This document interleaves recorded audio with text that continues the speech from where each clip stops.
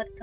नमस्कार, मी ज्योती आणि माझ्या यूट्यूब चॅनलवर तुमचं खूप खूप मनापासून स्वागत आहे. आणि आजच्या व्हिडिओमध्ये धनकवडीचे श्री शंकर महाराज हे कोण होते आणि त्यांच्याविषयी मी थोडीशी माहिती सांगणार आहे. चला तर मग लगेच व्हिडिओला सुरुवात करूया. श्री शंकर महाराज आधुनिक काळाचे सत्पुरुष ज्यांची समाधी पुणे येथे सातारा रस्त्यावर धनकवडी भागात आहे. महाराजांनीच एकदा म्हटले होते, आम्ही कैलासाहून आलो, नावही शंकर. महाराज खरोखरच शिवाचे वैराग्य संपन्न अंशावतार होते. नाशिक जिल्ह्यात अंतापूर नावाच्या गावात चिमणाजी नावाचे निसंतान गृहस्थ होते. ते शिवाचे भक्त होते.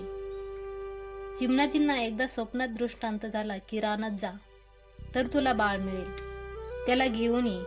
ते दृष्टांताप्रमाणे इसवी सन 1785च्या कार्तिक शुद्ध अष्टमीच्या पहाटे रानात गेले आणि त्यांना तिथे 2 वर्षाचा बाळ मिळाला. शंकराचा प्रसाद म्हणून त्याने त्याचे नावही शंकर असे ठेवले. शंकर हे माता पिता यांच्याजवळ काही वर्षे राहून त्यांना पुत्रप्राप्तीचा आशीर्वाद देऊन बाहेर पडले. श्री शंकर महाराजांना एक नाव नाही, रूप नाही, एक स्थान नाही. ते अनेक नावांनी वावरत. सुपड्या बाबा, कुंवर स्वामी, गौरी शंकर, दिव्या बाबा, रहीम बाबा, टोबो, नूर मोहम्मद खान, लहरी बाबा, गुरुदेव अशा नावांनी त्यांना ओळखले जाते. नावाप्रमाणेच त्यांचे रूपही अनेक. काही ठिकाणी त्यांचा उल्लेख अष्टबाहू असाही केलेला आढळतो.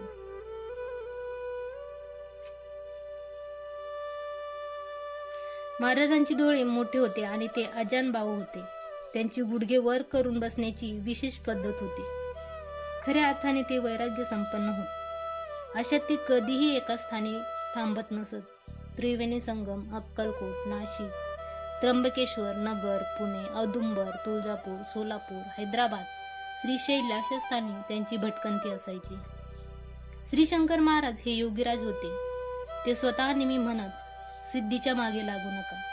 त्यांना स्वतःला सिद्धी प्राप्त होत्या, पण त्यांनी उपाधी लावल्या नाहीत. शंकर महाराज अलौकिक पुरुष होते. ते चिकित्सक विद्वानांनाही मान्य होते. ते म्हणत की मला जाती धर्म काही नाही, ते सर्वांशी समभावाने वागत. त्यामुळे त्यांच्याकडे मुसलमानही येत.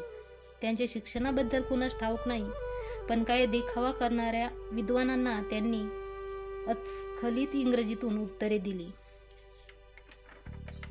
अक्कलकोट निवासी श्री स्वामी समर्थांना शंकर महाराज गुरु मानत. तर अशा प्रकारे भक्तांना ज्ञान मार्ग दाखविणारे पूज्य शंकर महाराज यांनी वैशाख शुद्ध अष्टमी 26 एप्रिल 1947 रोजी पुणे येथील धनकवडी भागात पद्मावती येथे समाधी घेतली.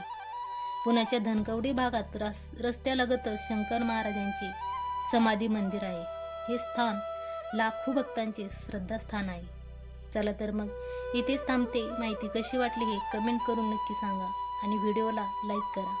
माझ्या चॅनलवर नवीन असाल तर चॅनलला सबस्क्राईब करायला विसरू नका. नमस्कार. श्री स्वामी समर्थ.